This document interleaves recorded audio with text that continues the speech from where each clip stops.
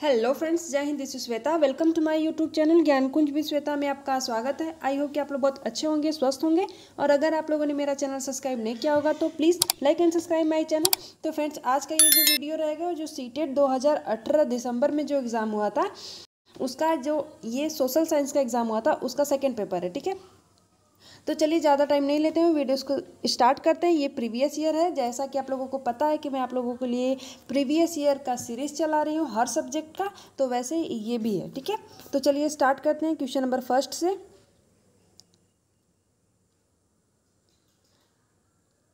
देखिए, question number first है कि वाद दिग्दर्शी का प्रयोग क्या मापने के लिए किया जाता है। ठीक है, जो वाद दिग्दर्शी है उसका प्रयोग क्या मापने के लिए किया जाता है फ्रेंड। तो ऑप्शन फर्स्ट है वायु वेग, और ऑप्शन सेकेंड है वायु दाब, और ऑप्शन थर्ड है वायु दिशा, और ऑप्शन फोर्थ है वायु तापमान। तो इसका राइट ऑप्शन क्या होगा, प्लीज़ कमेंट बॉक्स में भी कमेंट करिएगा आप लोग कि इसका राइट ऑप्शन क्या होगा।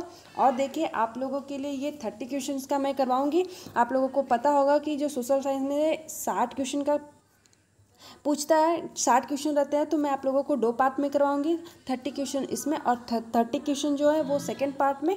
तो देखिए, जो 30 क्वेश्चन का आप लोगों का ये एक सीरीज़ रहेगा, उसमें आप लोगों का मॉक टेस्ट लग जाएगा। ठीक है, तो आप लोग इसको मॉक टेस्ट के रूप में लीजिएगा। तो बताइए, वाग जो दिग्दर्शी का प्रयोग किसे मापने के लिए किया जाता है फ्रेंड। तो देखिए, ये जो वायु दाब है, जो ये वायु दिशा है, उसी को मापने के लिए ये किया जाता है। ऑप्शन थर्ड इसका राइट ऑप्शन होगा। चलिए नेक्स्ट क्वेश्चन पे चलते हैं। क्वेश्चन नंबर सेकंड है, क्या है कि वायुमंडल की निम्नलिखित में से कौन सी परत रेडियो तरंगों के जो संरक्षण में मदद करती है। ठीक है, तो जो तरंगों के संरक्षण में कौन सी परत मदद करती है फ्रेंड। तो ऑप्शन फर्स्ट है समताप मंडल, ऑप्शन सेकेंड है मध्यमंडल, और ऑप्शन थर्ड है बाह्य वायुमंडल, और ऑप्शन फोर्थ है बहिर्मंडल। तो इसका राइट ऑप्शन क्या हो जाएगा, इसका राइट ऑप्शन क्या होगा, प्लीज़ कमेंट बॉक्स में आप लोग बताइएगा कि इसका राइट ऑप्शन क्या होगा। देखिए, वायुमंडल की जो परत है उसमें जो रेडियो तरंगों की जो संरक्षण में मदद करती है फ्रेंड, वो आयन मंडल यानी कि बाह्य मंडल किया करता है। ठीक है, तो नेक्स्ट क्वेश्चन पे चलते हैं। नेक्स्ट क्वेश्चन है कि पृथ्वी की विभिन्न परतों को क्रम में आंतरिक से बाहरीतम परत तक पहचानिए। ठीक है, आप लोगों को ये देखिए, जो पृथ्वी का ये है पूरा परत दिया गया है और ये बॉक्स बनाया गया है। तो आप लोगों को इसी हिसाब से इसको बताना है कि ऑप्शन में जो दिया गया है इसमें कौन सा ये वाला होगा, कौन सा ये है, कौन सा ये है, कौन सा ये बाह्य परत है। ठीक है, इसका नाम बताना है आप लोगों को। तो देखिए, ऑप्शन में पहले हम लोग देख लेते हैं। ऑप्शन फर्स्ट है परपटी, मेंटल, बाहरी कोड, फिर आंतरिक कोड। ठीक है, ये एक सीरियल नंबर से दिया गया है, तो आप लोगों को मिलाना है कि इसके बाद क्या आता है। तो देखिए, ऑप्शन सेकेंड में है कि मेंटल, फिर परपटी, फिर बाहरी कोड, फिर आंतरिक कोड, और ऑप्शन थर्ड है कि आंतरिक कोड, फिर बाहरी कोड, फिर परपटी, फिर मेंटल, और ऑप्शन फोर्थ है कि आंतरिक कोड रहेगा, फिर बाहरी कोड है, फिर मेंटल है, फिर परपटी है। तो देखिए, इसका जो राइट ऑप्शन हो जाएगा यही ऑप्शन राइट हो जाएगा। ठीक है, पहले तो आंतरिक कोड है, फिर बाहरी कोड है, फिर मेंटल है, और फिर ये जो ऊपर वाला है ये परपटी है। ठीक है, और इसी में ये भरने के लिए ऑप्शन दिया गया था। तो ऑप्शन इसका फोर्थ राइट ऑप्शन हो जाएगा। तो नेक्स्ट क्वेश्चन पे चलते हैं। आई होप फ्रेंड आप लोगों को ये मेरा एक्सप्लेनेशन अच्छा लग रहा होगा। तो प्लीज़ जो लोग भी चैनल पे नए हैं वो वीडियोज़ को लाइक करेंगे और चैनल को सब्सक्राइब करिएगा, और मेरे वीडियोज़ में लास्ट तक बने रहिएगा। आप लोगों का 30 क्वेश्चन का ये सीरीज़ रहेगा, आप लोगों के लिए मोस्ट इंपॉर्टेंट रहेगा। ऑल ओवर जो लोग सीटेट की तैयारी नहीं भी कर रहे हैं उनके लिए भी है। ये जितने भी क्वेश्चन इस सब के आते हैं, ये जो भी गवर्नमेंट एग्जाम्स की तैयारी कर रहे हैं सबके लिए इम्पोर्टेंट होगा। तो देखिए, क्वेश्चन है कि दिए गए आरेख में सूर्य, पृथ्वी, चंद्रमा की स्थिति को ध्यान से देखिए और बताइए कि यह क्या दर्शाता है। ठीक है, आप लोगों को ये जो स्थिति है सूर्य की, पृथ्वी की, ये चंद्रमा की, आप लोगों को देखना है और इससे समझना है कि ऑप्शन में क्या राइट हो जाएगा। देखिए, ऑप्शन में फर्स्ट में दिया गया है सूर्य ग्रहण। ठीक है, तो देखिए, सूर्य ग्रहण अगर होगा तो ऐसी तो स्थिति रहेगी नहीं, और ऑप्शन चंद्रग्रहण है ये भी नहीं होगा। देखिए, वृहद ज्वार भाटा और लघु ज्वार भाटा, तो आप लोगों को ये दोनों ऑप्शन में से क्लियर है कि इसी में से कोई एक है, और ये दोनों तो बिल्कुल ही नहीं होगा। तो आप लोग बताइए कि इसका राइट ऑप्शन क्या होगा। ठीक है, तो देखिए अगर सूर्य इधर है और इधर यहाँ पे पृथ्वी है और पृथ्वी से अगर ये चंद्रमा भी दिख रहा है और इधर सूर्य, तो ये देखिए लघु ज्वार भाटा कहा जाता है। ठीक है, ऑप्शन सेकेंड होगा इस टाइम में, ऐसी स्थिति में लघु ज्वार भाटे आते हैं। ठीक है, ऑप्शन फोर्थ इसका राइट ऑप्शन हो जाएगा। तो नेक्स्ट क्वेश्चन पे चलते हैं फ्रेंड। नेक्स्ट क्वेश्चन है, जब नदी मैदान में प्रवेश करती है तो यह मुड़ जाती है और बड़े मोड़ बनाकर बहती है, तो जो क्या कहलाता है। ठीक है, जैसे ये नदी है, आ रही है और बड़े मैदान में प्रवेश करती है और वह मुड़ जाती है, तो उसे जैसे ऐसे जो विसर्प की तरह होते हैं उसी को देखिए इसमें ऑप्शन में दिया भी गया है। तो देखिए ऑप्शन फर्स्ट में है तटबंध, और ऑप्शन सेकेंड में है बाढ़ का मैदान, और ऑप्शन थर्ड में है विसर्प, और ऑप्शन फोर्थ में है चाप झील। तो देखिए इसको हम विसर्प ही कहा जाता है। ठीक है, कहलाता है मोड़ बन जाता है बड़े। ऑप्शन थर्ड ही इसका राइट ऑप्शन हो जाएगा। नेक्स्ट क्वेश्चन पे चलते हैं। नेक्स्ट क्वेश्चन है कि अधिकांश दुर्गम क्षेत्रों में और आपदाओं के समय दोनों लोगों को बचाने और भोजन, जल, कपड़े एवं दवाओं को वितरित करने के लिए यातायात का कौन सा साधन बेहद उपयोगी है। तो बेहद उपयोगी कौन होगा फ्रेंड? ऑप्शन फर्स्ट है वायुमंडल, और ऑप्शन सेकंड है रेल मार्ग, और ऑप्शन थर्ड है सड़क मार्ग, और ऑप्शन फोर्थ है जल मार्ग। तो आप ये पूछा है कि अधिकांश दुर्गम क्षेत्रों में और आपदाओं के समय लोगों को बचाने और भोजन, जल, कपड़े आदि दवाओं को वितरित करने के लिए यातायात का कौन सा साधन बेहतर है। ठीक है, तो देखिए जैसे आप लोगों को पता होगा जब जैसे कहीं पे भी कुछ आपदा आ जाती है या फिर कहीं भूकंप आ जाते हैं, तो वहाँ की सरकारें या फिर अन्य जगह की सरकारें लोगों को भोजन, जल, कपड़े आदि दवाओं का जो वितरित करना रहता है, तो उसमें सबसे ज़्यादा जो यातायात का साधन का बेहद उपयोग किया जाता है वो वायु मार्ग होगा। ठीक है, हम वायु मार्ग के द्वारा ही मतलब लोगों को आसान तरीके से चीज़ों को पहुंचा सकते हैं। तो ऑप्शन इसका फर्स्ट राइट हो जाएगा। ठीक है, नेक्स्ट क्वेश्चन पे चलते हैं। नेक्स्ट क्वेश्चन है कि भूगोल की वह शाखा जो विशिष्ट मानव जनसंख्या की संरचना के विषय से संबंधित है और वह कहलाती है। तो क्या कहलाती है फ्रेंड? ऑप्शन फर्स्ट है नगरीय भूगोल, और ऑप्शन सेकेंड है जैव भूगोल, और ऑप्शन थर्ड है जनसांख्यिकी, और ऑप्शन फोर्थ है मानव भूगोल। तो इसका राइट ऑप्शन क्या हो जाएगा? इसका राइट ऑप्शन क्या हो जाएगा? भूगोल की वह शाखा जो विशिष्ट मानव जनसंख्या की संरचना के लिए विषय से संबंधित है, तो वो क्या कहलाएगा फ्रेंड? प्लीज़ आप लोग कमेंट बॉक्स में बताइएगा कि इसका राइट ऑप्शन क्या हो जाएगा।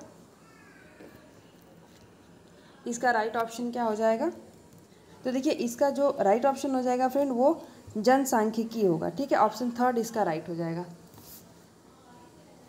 तो नेक्स्ट क्वेश्चन पे चलते हैं। नेक्स्ट क्वेश्चन है, देखिए नेक्स्ट क्वेश्चन है कि अभिकथन वाला क्वेश्चन और कारण वाला क्वेश्चन दिया गया है। आप लोगों को ये दोनों पढ़ना है और समझ के बताना है कि कौन सा सत्य है, कौन सा असत्य है, या फिर दोनों सत्य हैं, ऐसी चीज़ें बतानी पड़ेगी। देखिए अभिकथन में दिया गया है कि सूर्य गुजरात में अरुणाचल प्रदेश से लगभग 2 घंटे बाद अस्त होता है। तो ये बातें तो सत्य है, जो सूर्य जो गुजरात से 2 घंटे लगभग जो बाद ही अस्त हो जाता है। ठीक है, तो नेक्स्ट क्वेश्चन पे चलते हैं।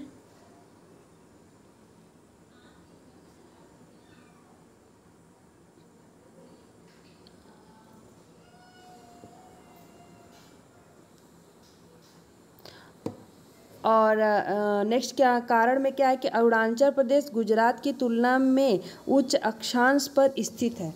तो इसका दोनों में कौन सा सही है, कौन सा गलत है, आप लोगों को बताना है। तो देखिए ये बात तो सत्य है और ये भी सत्य है आर भी कि अरुणाचल प्रदेश गुजरात की तुलना में उच्च अक्षांश पर स्थित है। तो देखिए ये दोनों ही बातें सही हैं। ठीक है,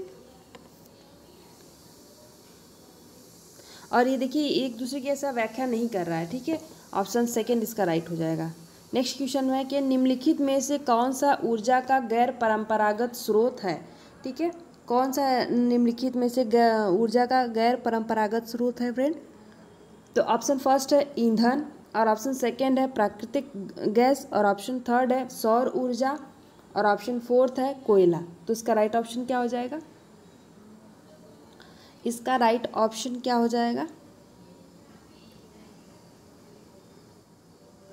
तो देखिए निम्नलिखित में से कौन सा ऊर्जा का गैर परंपरागत स्रोत है फ्रेंड? तो देखिए जो गैर परंपरागत स्रोत है वो सौर ऊर्जा है, ठीक है। ऑप्शन फर्स्ट इसका, थर्ड इसका राइट हो जाएगा। नेक्स्ट क्वेश्चन पे चलते हैं कि विशेष रूप से निर्मित टैंकों और तालाबों में मछली का प्रजनन कहलाता है, ठीक है। तो जिसे मछली का जो है प्रजनन वो क्या कहलाता है फ्रेंड? ऑप्शन फर्स्ट है सेरीकल्चर, और ऑप्शन सेकेंड है वीटी कल्चर, और ऑप्शन थर्ड है हार्टिकल्चर, और ऑप्शन फोर्थ है पीसी कल्चर। तो इसका राइट ऑप्शन क्या हो जाएगा? इसका राइट ऑप्शन क्या हो जाएगा फ्रेंड? प्लीज़ कमेंट बॉक्स में बताइएगा। और देखिए मैं आप लोगों को थोड़ा सा मतलब फास्ट लेके चल रही हूँ, आप लोगों को ऐसा ना लगे कि मैं बहुत तेज़ी से क्वेश्चन आप लोगों को करवा रही हूँ। मैं इसलिए करवा रही हूँ कि आप लोगों की जो एग्ज़ाम में टाइम मैनेजमेंट का बहुत ज़्यादा ध्यान रखना है, क्योंकि आप लोगों को टाइम उतना ज़्यादा नहीं मिलता है और चीज़ें जो क्वेश्चन है वो थोड़े लेंदी होते हैं, बड़े होते हैं। तो उसलिए मैं आप लोगों का वो टाइम मैनेजमेंट लेके चल रही हूँ कि आप लोग जो एग्ज़ाम हॉल में आप लोगों का टाइम सही रहे। अगर आप लोगों को इसी स्पीड से अगर क्वेश्चन लगाना है तो आप लोगों को क्वेश्चन छूटेगा नहीं, ठीक है। तो इसीलिए मैं आप लोगों को थोड़ा सा तेज़ी से लेके चल रही हूँ और आप लोगों को भी इसका आदत डालना चाहिए। तो इसका जो राइट ऑप्शन है वो क्या होगा फ्रेंड? देखिए जो तालाबों और मछली का प्रजनन कहलाता है वो क्या कहलाता है, ठीक है फ्रेंड? ये होता है, ये पीसी कल्चर कहलाता है। ऑप्शन फोर इसका राइट ऑप्शन हो जाएगा, पीसी कल्चर, ठीक है। नेक्स्ट क्वेश्चन पे चलते हैं।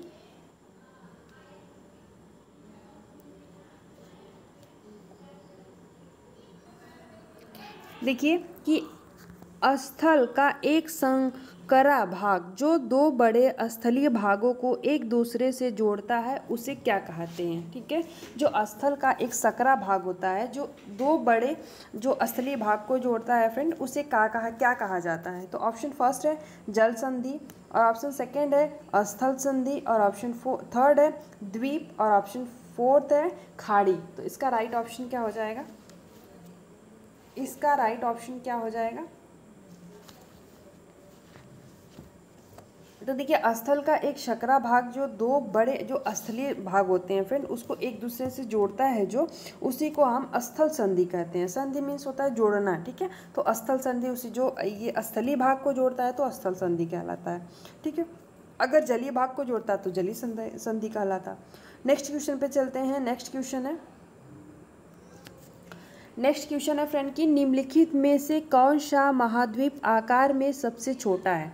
तो आप लोग बताइएगा कि इसका राइट ऑप्शन क्या हो, क्योंकि ये बहुत ही छोटा क्वेश्चन है। मे भी आप लोगों को आ रहा होगा, सभी लोगों को, और जिसको नहीं आ रहा होगा तो मैं खुद बताऊंगी कि इसका राइट ऑप्शन क्या है।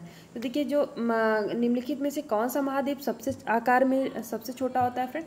तो ये होता है ऑस्ट्रेलिया, ठीक है। ऑप्शन फर्स्ट है इसका राइट हो जाएगा।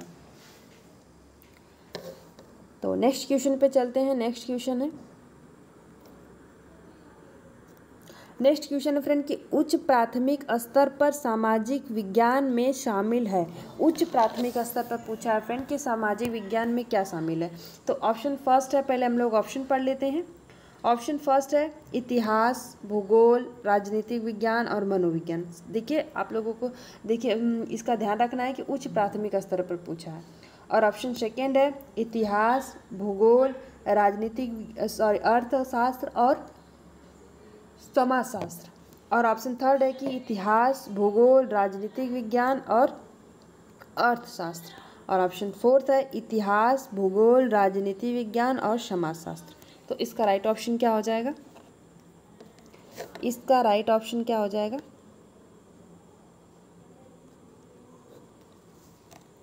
तो देखिए उच्च प्राथमिक स्तर पर सामाजिक विज्ञान में शामिल होता है, आप लोगों को मैं बता दूं, एक तो इतिहास होता है, फिर भूगोल होता है, ठीक है, फिर राजनीतिक विज्ञान होता है और अर्थशास्त्र होता है। ये ऑप्शन थर्ड इसका राइट हो जाएगा इसमें, ठीक है। अब प्लीज़ फ्रेंड अगर आप लोगों को वीडियो अच्छा लग रहा होगा और तो मेरे चैनल को सब्सक्राइब करिएगा और मेरे इस वीडियोज़ को लाइक करिएगा, ठीक है प्लीज़, और लास्ट तक ज़रूर वीडियो में बने रहिएगा। नेक्स्ट क्वेश्चन पे चलते हैं। नेक्स्ट क्वेश्चन है फ्रेंड कि आगमनात्मक अधिगम निम्नलिखित में से किस विधा का विरोधाभासी है। जो आगमनात्मक अधिगम है निम्नलिखित में से किस विधा का विरोधाभासी है। तो ऑप्शन फर्स्ट है व्याख्यानात्मक शिक्षण, और ऑप्शन सेकेंड है संरचनात्मक प्रशिक्षण, और ऑप्शन थर्ड है अनुकरण, और ऑप्शन फोर्थ है निपुणात्मक अधिगम। तो इसका राइट ऑप्शन क्या हो जाएगा? इसका राइट ऑप्शन क्या हो जाएगा? आगमनात्मक जो अधिगम है निम्नलिखित में से किस विधा का विरोधाभासी है। तो प्लीज़ आप लोग कमेंट बॉक्स में बताइएगा कि इसका राइट ऑप्शन क्या है। देखिए विरोधाभासी पूछा है, विरोधाभासी पूछा है। तो देखिए इसका जो राइट ऑप्शन हो जाएगा वो व्याख्यानात्मक होगा। ठीक है, ऑप्शन फर्स्ट ही इसका राइट हो जाएगा। ओके, तो नेक्स्ट क्वेश्चन पे चलते हैं। नेक्स्ट क्वेश्चन है फ्रेंड कि दिए गए कथनों ए और बी को पढ़िए और सही उत्तर का चयन कीजिए। तो देखिए ए और बी को कथन को पढ़ना है और सही उत्तर का चयन करना है फ्रेंड। तो देखिए ऑप्शन ए कथन में है कि आलोचनात्मक सोच धाराओं के निर्माण तथा विचारों के अनुप्रयोग और विस्तार को बढ़ावा देती है। ठीक है, जो आलोचनात्मक सोच होती है वो धारणाओं के निर्माण तथा विचारों के अनुप्रयोगों और विस्तार को बढ़ावा देती है। ठीक है, नेक्स्ट देखते हैं। नेक्स्ट क्या है कि यह दूसरे के तर्कों और विश्वासों को समझने और मूल्यांकन करने में मदद नहीं करती है। ठीक है, तो ये बात तो गलत है। देखिए इसमें ए सही हो जाएगा और बी असत्य हो जाएगा। तो ऑप्शन ए ही इसका राइट हो जाएगा, जिसमें से ए सत्य है और बी असत्य है। ठीक है, तो नेक्स्ट क्वेश्चन पे चलते हैं। नेक्स्ट क्वेश्चन है फ्रेंड कि अनुभवजन्य साक्ष्य क्या है। ठीक है, अनुभवजन्य जो है वो साक्ष्य क्या है फ्रेंड। तो इसका क्या होगा, पहले हम लोग ऑप्शन पढ़ लेते हैं। ऑप्शन फर्स्ट है कि इंद्रियों के माध्यम से वास्तविक दुनिया में एकत्रित आंकड़े, और ऑप्शन सेकेंड है कि अनुसंधान के लिए एक संख्यात्मक दृष्टिकोण, और ऑप्शन थर्ड है कि मेट्रिक इकाइयों के में मापे गए आंकड़े, और ऑप्शन फोर्थ है कि आंकड़ों के संग्रहण के विश्वसनीय तरीकों का उपयोग कर एकत्रित आंकड़े। और फिर इसका राइट ऑप्शन क्या हो जाएगा। अब अनुभवजन्य साक्ष्य क्या है, प्लीज़ कमेंट बॉक्स में बताइएगा आप लोग कि इसका राइट ऑप्शन क्या हो जाएगा। प्लीज़ बताइए कि इसका राइट ऑप्शन क्या हो जाएगा। और देखिए फ्रेंड, जो लोग भी अगर सीटेट का एग्ज़ाम पहली बार दे रहे होंगे तो प्लीज़ उन लोगों को मैं बता देना चाहती हूँ कि जो सीटेट का प्रीवियस ईयर का क्वेश्चन पेपर होता है वो उन लोगों के लिए मोस्ट इंपॉर्टेंट रहेगा। किसी भी देखिए अदर भी किसी भी एग्ज़ाम में प्रीवियस ईयर मोस्ट इंपॉर्टेंट रहता है। आप लोगों को उसको सॉल्व करना ही चाहिए, जिससे आप लोगों को एक आंकड़ा लग जाएगा कि क्वेश्चन आता कैसा है। ठीक है, क्वेश्चन का पैटर्न क्या होता है। तो आप लोगों को जितने भी उससे रिलेटेड क्वेश्चन हैं आए हुए हैं तो आप लोगों को सॉल्व करना ही चाहिए। 1 2 3 बार अगर इस वीडियो को आप देख ले रहे हो तो आप लोगों का इतना क्वेश्चन कंफर्म हो जाएगा कि नहीं ठीक है, मुझे इतना क्वेश्चन सॉल्व मैं कर पा रही हूँ। तो देखिए जो अनुभवजन्य साक्ष्य क्या है, वो इंद्रियों के माध्यम से वास्तविक दुनिया में एकत्रित आंकड़े करते हैं। ठीक है, ऑप्शन फर्स्ट इसका राइट हो जाएगा। तो नेक्स्ट क्वेश्चन पे चलते हैं। नेक्स्ट क्वेश्चन है फ्रेंड कि भौतिक विशेषताओं के मॉडल प्रकृतियाँ और शिक्षण के सबसे अधिक उपयुक्त हैं। ठीक है, जो प्रकृतियाँ हैं इसमें डैश दिया गया है, आप लोग को बताना है कि शिक्षण के लिए सबसे अधिक उपयुक्त क्या है। भौतिक विशेषताओं के पूछा है फ्रेंड। ठीक है, तो ये क्या होंगे, इसका राइट ऑप्शन क्या हो जाएगा। प्लीज़ आप लोग बताइएगा कि इसका राइट ऑप्शन क्या होगा। तो देखिए ऑप्शन फर्स्ट है, पहले हम लोग ऑप्शन भी पढ़ लेते हैं। ऑप्शन फर्स्ट है इतिहास, और ऑप्शन सेकेंड है अर्थशास्त्र, और ऑप्शन थर्ड है भूगोल, और ऑप्शन फोर्थ है राजनीतिक विज्ञान। तो इसका राइट ऑप्शन क्या होगा। इसका राइट ऑप्शन क्या होगा। देखिए इसका जो राइट ऑप्शन हो जाएगा फ्रेंड, ऑप्शन थर्ड हो जाएगा। इसे यहाँ पे भूगोल आएगा। ठीक है, भूगोल होगा। तो नेक्स्ट क्वेश्चन पे चलते हैं। नेक्स्ट क्वेश्चन क्या है, देखिए नेक्स्ट क्वेश्चन है कि स्थानीय समाचार पत्र से मौसम की जानकारी का संग्रह किस प्रकार का स्रोत है। ठीक है, जो स्थानीय समाचार पत्र की जो जानकारी का संग्रह किस प्रकार का स्रोत है फ्रेंड? ऑप्शन फर्स्ट है प्राथमिक, और ऑप्शन सेकंड है द्वितीयक, और ऑप्शन थर्ड है तृतीयक, और ऑप्शन फोर्थ है प्राथमिक और तृतीयक दोनों। तो इसका राइट ऑप्शन क्या हो जाएगा? इसका राइट ऑप्शन क्या हो जाएगा? तो प्लीज़ कमेंट बॉक्स में बताइएगा कि इसका राइट ऑप्शन क्या होगा। तो देखिए, अगर स्थानीय समाचार पत्र में से मौसम की जानकारी का जो संग्रह है वो किस प्रकार का स्रोत है फ्रेंड? तो वो जो है वो प्राथमिक प्राथमिक प्रकार का संग्रह है, ठीक है, स्रोत है। तो ऑप्शन फर्स्ट ही इसका राइट हो जाएगा, ठीक है। और प्लीज़ अगर जो लोग इस चैनल पे नए हैं तो प्लीज़ चैनल को सब्सक्राइब करिएगा, वीडियोस को लाइक करिएगा। और प्लीज़ अगर आप लोग प्लेलिस्ट मेरा नहीं चेक किए होंगे तो प्लीज़ जाके चेक करिएगा। मैं ऐसे ही प्रीवियस ईयर हर सब्जेक्ट का बनाई हुई हूँ। हिंदी, EVS, CDP के भी बहुत सारे क्लासेस प्रीवियस ईयर के ले चुकी हूँ, तो प्लीज़ जाके देखिएगा। तो नेक्स्ट क्वेश्चन पे चलते हैं। नेक्स्ट क्वेश्चन है फ्रेंड कि सीखने की अक्षमता वाले शिक्षार्थी किस प्रकार की कक्षा में अन्य छात्रों के साथ सीखते हैं? ठीक है, जो सीखने की जो अक्षमता वाले जो शिक्षार्थी हैं वो कक्षा की में अन्य छात्रों से के साथ सीखते हैं। कैसे सीखते हैं फ्रेंड? ऑप्शन फर्स्ट है अनन्य, और ऑप्शन सेकंड है विशेष, और ऑप्शन थर्ड है समावेशी, और ऑप्शन फोर्थ है आधुनिक। तो इसका राइट ऑप्शन क्या हो जाएगा? इसका राइट ऑप्शन क्या हो जाएगा? तो देखिए, इसका जो राइट ऑप्शन है, जो सीखने में अक्षम होते हैं शिक्षार्थी वो कक्षा में अन्य छात्रों के साथ समावेशी तरीकों से सीखते हैं। समावेशी जो बालक होते हैं, जो शिक्षा होती है उसी प्रकार से सीखते हैं, ठीक है। ऑप्शन थर्ड इसका राइट हो जाएगा। तो नेक्स्ट क्वेश्चन पे चलते हैं। नेक्स्ट क्वेश्चन क्या है? नेक्स्ट क्वेश्चन है फ्रेंड कि निम्नलिखित सिद्धांत किसने दिया? ठीक है, ये ऑप्शन दिया गया, ये सिद्धांत दिया गया है, आपको इसको पढ़ के बताना है कि ये सिद्धांत किसने दिया था, ठीक है। तो क्या है, हम लोग पढ़ते हैं कि सभी बच्चे विकास के समान अनुक्रमण से गुजरते हैं, लेकिन विभिन्न दरों से, इसलिए शिक्षक को पूरी तरह से कक्षा के लिए नहीं बल्कि व्यक्तिगत बच्चों और छोटे समूहों के लिए गतिविधियों की योजना बनानी चाहिए। तो इसका राइट ऑप्शन क्या हो जाएगा? देखिए, राइट ऑप्शन है ये किसने ये सिद्धांत किसने दिया था फ्रेंड? तो ऑप्शन फर्स्ट है CL ओल्डेन, और ऑप्शन सेकेंड है कि D पर्सेल, और ऑप्शन थर्ड है JH बेल, और ऑप्शन फोर्थ है J प्याजे। तो देखिए, इसका जो है ये जिन प्याजे ने ही दिया था, ठीक है। ऑप्शन फोर्थ ही इसका राइट हो जाएगा। ये जो सिद्धांत है उन्होंने ही कहा था, ठीक है, उन्हीं के सिद्धांत से मिलता है। तो ऑप्शन फोर्थ इसका राइट हो जाएगा।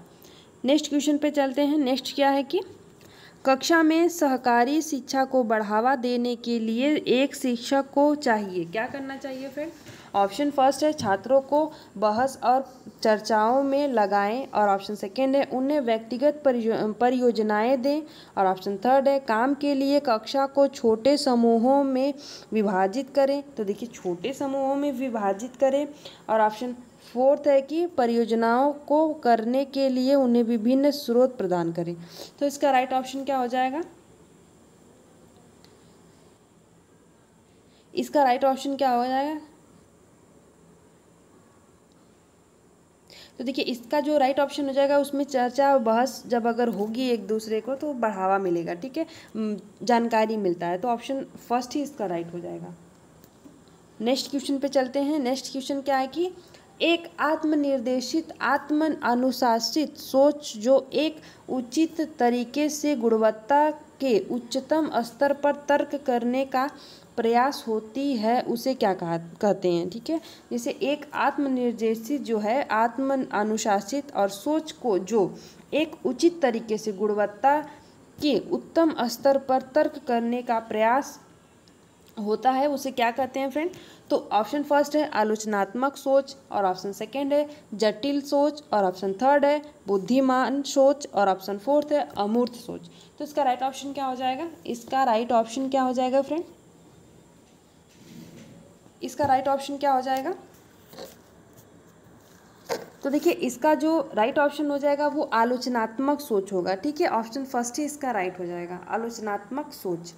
तो नेक्स्ट क्वेश्चन पे चलते हैं। नेक्स्ट क्वेश्चन है नेक्स्ट क्वेश्चन है फ्रेंड कि अजंता गुफा जो गुफा है चित्रों में इस्तेमाल किए गए रंग निम्नलिखित में से किस सामग्री से प्राप्त किए गए हैं। ठीक है, किस सामग्री से प्राप्त किए गए हैं। जो अजंता में की जो गुफाएं हैं उसमें जो चित्र बना है उसका जो रंग है वो किस सामग्री से प्राप्त है। ऑप्शन फर्स्ट है पशु अंगों के अवशेष, और ऑप्शन सेकेंड है ग्रेफाइट, और ऑप्शन थर्ड है पौधों और खनिज, और ऑप्शन फोर्थ है स्लेट। तो इसका राइट ऑप्शन क्या हो जाएगा? इसका राइट ऑप्शन क्या हो जाएगा? तो देखिए जो अजंता की गुफाएं हैं उसमें जो चित्र बना है और उसमें जो चित्र बनने में जो उसका रंग का इस्तेमाल हुआ है फ्रेंड, उसका जो है वो पौधे और जो खनिज से इसी से मतलब सामग्री से प्राप्त किए गए हैं। ठीक है, ऑप्शन थर्ड इसका राइट हो जाएगा। नेक्स्ट क्वेश्चन पे चलते हैं। नेक्स्ट क्वेश्चन है सबसे पुरानी पांडुलिपियाँ पर लिखी गई हैं। जो सबसे पुरानी जो पांडुलिपियाँ हैं वो किस पर लिखी गई हैं फ्रेंड? पहले तो पेपर नहीं होते थे तो किस पर लिखे जाते थे? सबसे पुराना ऐसे तो लिखे जाते थे, पत्थरों पे लिखे जाते थे और लकड़ियों पे लिखे जाते थे और शिलालेख ऐसे होते हैं, स्तंभ लेख। लेकिन सबसे पहले जो पुरानी पांडुलिपियाँ हैं उस किस पे लिखे जाते थे फ्रेंड? पहले हम लोग ऑप्शन पढ़ लेते हैं। ऑप्शन फर्स्ट है ताड़पत्रों, और ऑप्शन सेकेंड है पत्थरों पर, और ऑप्शन थर्ड है कागज पर, और ऑप्शन फोर्थ है लकड़ी पर। तो इसका राइट ऑप्शन क्या हो जाएगा? देखिए इसका जो राइट ऑप्शन हो जाएगा फ्रेंड वो ताड़ के जो पत्र होते हैं उसी पे सबसे पुरानी पांडुलिपियाँ लिखी जाती थी। ठीक है, तो नेक्स्ट क्वेश्चन पे चलते हैं। नेक्स्ट क्वेश्चन है कि मानव इतिहास में निम्नलिखित में से कौन सी अवधि काल सबसे लंबी थी। ठीक है, जो मानव इतिहास में सबसे लंबी अवधि काल किसकी थी फ्रेंड? तो ऑप्शन फर्स्ट है पूरा पाषाण काल, और ऑप्शन सेकेंड है मध्य पाषाण काल, और ऑप्शन थर्ड है नव पाषाण काल, और ऑप्शन फोर्थ है महापाषाण काल। तो इसका राइट ऑप्शन क्या हो जाएगा? इसका राइट ऑप्शन क्या हो जाएगा फ्रेंड? तो देखिए मानव इतिहास में निम्नलिखित में से कौन सी अवधि सबसे लंबी थी फ्रेंड? तो ये जो है पूरा पाषाण की जो काल थी वो सबसे लंबी मानव पाषाण की जो काल था वो कहा जाता था। ठीक है, और इसका जो टाइम पीरियड था फ्रेंड ये 5 लाख मतलब समझ लीजिए आप 5 लाख ईसा पूर्व से 2500 ईसा पूर्व तक मानी जाती थी। ठीक है, नेक्स्ट क्वेश्चन पे चलते हैं। नेक्स्ट क्वेश्चन क्या है कि दिए गए कथनों ए और बी को पढ़िए और सही उत्तर का चयन कीजिए। ठीक है, ए और बी को पढ़ना है और सही उत्तर का चयन करना है। तो ऑप्शन ए है क्या में है कि मेहरगढ़ पाकिस्तान के बोलन दर्रे के पास एक उपजाऊ मैदान में स्थित है।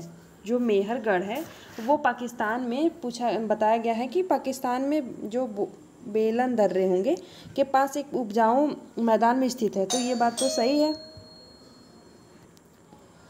और ऑप्शन बी है कि यहाँ खेती और पशुओं के साक्ष्य पाए जाते हैं। तो ये जो चीज़ें हैं ये भी सत्य हैं। ठीक है, तो ऑप्शन ए और बी दोनों ही सत्य हैं। तो ऑप्शन फोर्थ इसका राइट हो जाएगा। नेक्स्ट क्वेश्चन पे चलते हैं।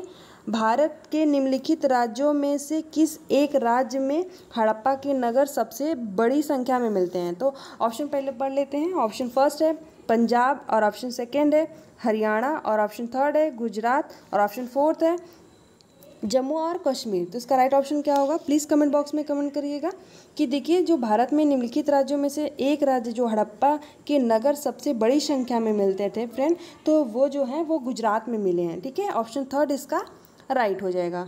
नेक्स्ट क्वेश्चन पे चलते हैं। नेक्स्ट क्वेश्चन में क्या है कि ऋग्वेद मूल रूप से निम्नलिखित में से किस भाषा में रची गई है? तो जो ऋग्वेद है फ्रेंड वो आप लोगों को पता होगा, मे भी बहुत लोगों को, जो ऋग्वेद है वो संस्कृत भाषा में रची गई थी। ठीक है, फिर इसका थर्ड ऑप्शन राइट हो जाएगा। नेक्स्ट क्वेश्चन पे चलते हैं। नेक्स्ट क्या है कि 6ठी शताब्दी ईसा पूर्व में मगध महाजनपद के पहले शासक किसका था फ्रेंड? ऑप्शन फर्स्ट है महावीर, और ऑप्शन सेकेंड है प्रसेनजीत, और ऑप्शन थर्ड है बिंबिसार, और ऑप्शन फोर्थ है अजात शत्रु। तो इसका राइट ऑप्शन क्या होगा? प्लीज़ कमेंट बॉक्स में कमेंट करिए।